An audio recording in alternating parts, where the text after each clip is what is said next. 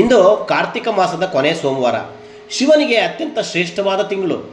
ದಕ್ಷಿಣ ಕಾಶಿ ಕ್ಷೇತ್ರವೆಂದೇ ಪ್ರಸಿದ್ಧಿಯಾದ ಐತಿಹಾಸಿಕ ಪುರಾತನ ಪ್ರಸಿದ್ಧ ಶ್ರೀ ಭೋಗನಂದೀಶ್ವರ ದರ್ಶನಕ್ಕೆ ಜನಸಾಗರವೇ ಇಂದು ಹರಿದು ಬಂದಿತ್ತು. ಈ ಸಲ ಭೋಗನಂದೀಶ್ವರನ ಬ್ರಹ್ಮರಥೋತ್ಸವ ಸಹ ನಡೆಸಲಾಯಿತು. ಕೋಟ್ಯಾಂತರ ಬೆಲೆಯ ರಥ ಭಕ್ತರ ಕಣ್ಮನ ಸೆಳೆಯುತ್ತಿದೆ. ಬನ್ನಿ, ವಿಶ್ವಭಾರತಿ ಈ ಬಗ್ಗೆ ಒಂದು ಸುದ್ದಿಯನ್ನು ನಿಮ್ಮ ಮುಂದೆ ತರ್ತಾ ಇದೆ. ವಿಶೇಷವಾಗಿ ಇವತ್ತಿನ ದಿನ ನಮ್ಮ ಚಿಕ್ಕಬಳ್ಳಾಪುರ ಜಿಲ್ಲೆ ನಂದಿಗ್ರಾಮ ವಿಶೇಷವಾಗಿ ಶ್ರೀ ಭೋಗನಂದೀಶ್ವರ ಸ್ವಾಮಿ ದೇವಾಲಯದಲ್ಲಿ ವಿಶೇಷತೆ ಏನಪ್ಪ ಅಂತಂದರೆ, ಒಂದು ಕಡೆಯ ಕಾರ್ತಿಕ ಸೋಮವಾರ. ಈ ಸತಿ 4 ಸೋಮವಾರಗಳು ಕೂಡ ಬಂದಿದೆ. 4 ಸೋಮವಾರಗಳಲ್ಲಿ ಕಡೆಯ ಕಾರ್ತಿಕ ಸೋಮವಾರ ಲಕ್ಷ ದೀಪೋತ್ಸವ ನಾವು ಕಾರ್ಯಕ್ರಮವನ್ನು ಹಮ್ಮಿಕೊಂಡಿರ್ತೀವಿ. ವಿಶೇಷವಾಗಿ ದೇವಾಲಯಕ್ಕೆ ಒಂದು ನೂತನ ರಥವನ್ನು ಒಬ್ಬರು ಕೊಡುಗೆಯಾಗಿ ಕೊಟ್ಟಿದ್ದಾರೆ. ಆ ಕೊಡುಗೆಯಾಗಿ ಕೊಟ್ಟಿರ್ತಕ್ಕಂಥವ್ರು ಅವರು ವಿಶೇಷವಾಗಿ ಇವತ್ತು ರಥವನ್ನು ಎಳಿಲೇಬೇಕು ಅಂತ ಕೇಳ್ಕೊಂಡಿದ್ದ ಒಂದು ಇದರಲ್ಲಿ ವಿಶೇಷವಾಗಿ ರಥವನ್ನು ಎಳೆದು 12:10ರಿಂದ 12:40ಕ್ಕೆ ಸಿಗುವಂಥ ಒಂದು ಅಭಿಜಿನ್ ಲಗ್ನದಲ್ಲಿ ವಿಶೇಷವಾಗಿ ರಥವನ್ನು ಎಳಿತಾ ಇದ್ದಾರೆ ಇವತ್ತು. ಮತ್ತು ಆ ರಥವನ್ನು ಕೊಟ್ಟವರು ಇವತ್ತು ವಿಶೇಷವಾಗಿ ಶತರುದ್ರಾಭಿಷೇಕವನ್ನು ಕೂಡ ಮಾಡಿಸಿದ್ದಾರೆ. ವಿಶೇಷ ಹೂವಿನ ಅಲಂಕಾರವನ್ನು ಇವತ್ತು ಅವರು ಮಾಡಿಸಿದ್ದಾರೆ.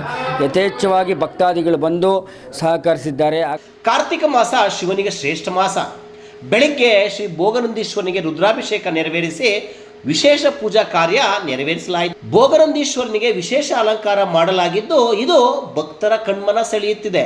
ಇಡೀ ದೇವಾಲಯಕ್ಕೆ ಹೂವಿನ ಅಲಂಕಾರ, ವಿದ್ಯುತ್ ದೀಪಾಲಂಕಾರ ಮಾಡಲಾಗಿದ್ದು ಇದು ಭಕ್ತರನ್ನ ರಂಜಿಸುತ್ತಿದೆ. ಭೋಗನಂದೀಶ್ವರಿಗೆ ಭಕ್ತ ವೆಂಕಟೇಗೌಡ ಎಂಬುವರು 2 ಕೋಟಿ ವೆಚ್ಚದ ರಥ ನಿರ್ಮಾಣ ಮಾಡಿಸಿದ್ದು, ನೂತನ ಭವ್ಯ ರಥವನ್ನು ಇಂದು ಬ್ರಹ್ಮರಥೋತ್ಸವ ಮಾಡುವ ಮೂಲಕ ದೇವಾಲಯಕ್ಕೆ ಸಮರ್ಪಣೆ ಮಾಡಲಾಯಿತು. ನನಗೆ ಸುಮಾರು ವರ್ಷಗಳಿಂದ ಇಲ್ಲಿ ಜಾತ್ರೆಗೆ ನಾನು ಬಂದು ದೇವಸ್ಥಾನಕ್ಕೆ ಹೋಗ್ತಾ ಬರ್ತಾ ಈ ರಥ ಪ್ರತಿ ವರ್ಷ ನಾನು ಹುಟ್ಟಿದಾಗಿಂದನೂ ಇಲ್ಲಿ ರಥ ಮಹಾಶಿವರಾತ್ರಿಗೆ ರಥ ಕಾರ್ಯಕ್ರಮ ಏನಾಗ್ತದೆ ಅದು ಪ್ರತಿ ಶಿವರಾತ್ರಿಗೂ ನಾನು ಭಾಗವಹಿಸ್ತೀನಿ. ಅಕಸ್ಮಾತ್ ಎಲ್ಲಾದರೂ ಹೊರಗಡೆ ಇದ್ದರೂ ಸಹಿತ ನಾನು ಮತ್ತೆ ಬಂದು ಈ ಕಾರ್ಯಕ್ರಮದಲ್ಲಿ ಭಾಗವಹಿಸಿ ನಾನು ಪ್ರತಿ ವರ್ಷವೂ ಭಾಗವಹಿಸ್ತಾ ಇದ್ದೆ.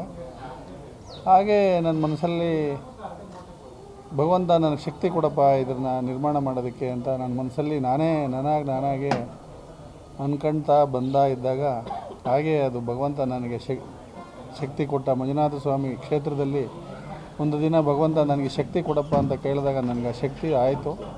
ಹಾಗೆ ಗಿರಿಜಾಂಬ ಸಮೇತ ಭೋಗನಂದೀಶ್ವರ ದೇವಸ್ಥಾನಕ್ಕೆ ಮನಸ್ಫೂರ್ತಿಯಾಗಿ ನನಗೆ ಭಗವಂತ ಪ್ರೇರಣೆಯಾಗಿ ರಥೋತ್ಸವ ಕಾರ್ಯಕ್ರಮಕ್ಕೆ ಯಶಸ್ವಿಯಾಗಿ ಬಂದು ಇಲ್ಲಿ ತಲುಪಿದೆ.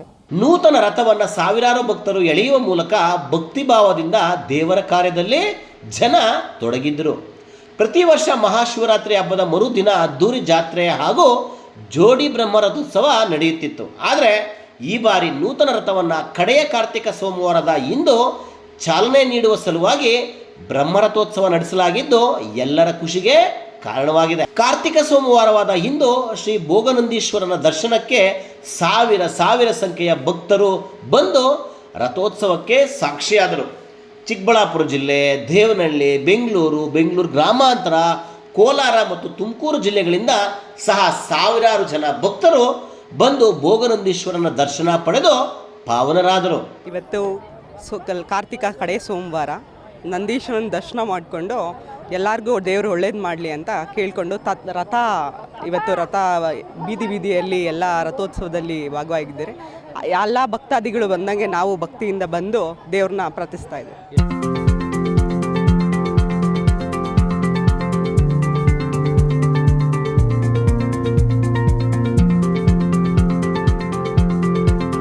ಇವತ್ತು ನಾವು ದೇವ ದರ್ಶನಕ್ಕೆ ಬೆಂಗಳೂರಿಂದ ಬಂದಿದ್ದೀವಿ.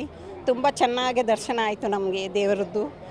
ನೋಡಿರಿಲ್ಲ ಇಷ್ಟು ಈಶ್ವರ ಮತ್ತು ಶಿವ ಪಾರ್ವತಿದು ಇಬ್ಬರದು ಜೋಡಿ ತುಂಬ ಚೆನ್ನಾಗಿ ಆಯಿತು. ನಮಗೆ ಸಮಾಧಾನ ದರ್ಶನ ಆಯ್ತಲ್ಲ, ಅದಕ್ಕೆ ನನಗೆ ತುಂಬ ಸಮಾಧಾನ ಆಯಿತು.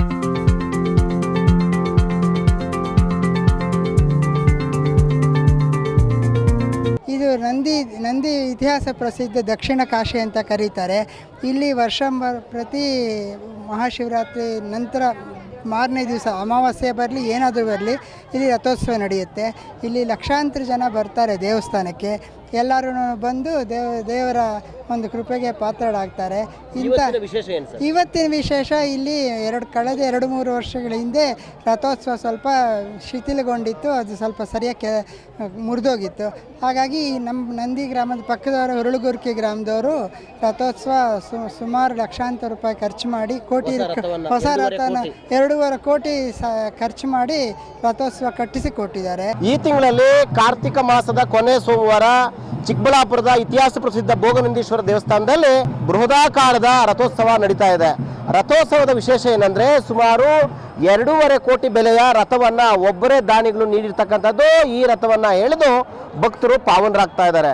ಭಗವಂತ ಇವತ್ತು ಪೂಜಾ ಕಾರ್ಯದಲ್ಲಿ ಭಾಗಿಯಾಗಿರ್ತಕ್ಕಂಥ ಪ್ರತಿಯೊಬ್ಬರಿಗೂ ಸನ್ಮಂಗಳನ್ನುಂಟು ಮಾಡಲಿ. ಶಶಾಂಕ್ ಜೊತೆ ಸುರೇಶ್ ಬಾಬು, ವಿಶ್ವಭಾರತಿ, ಚಿಕ್ಕಬಳ್ಳಾಪುರ.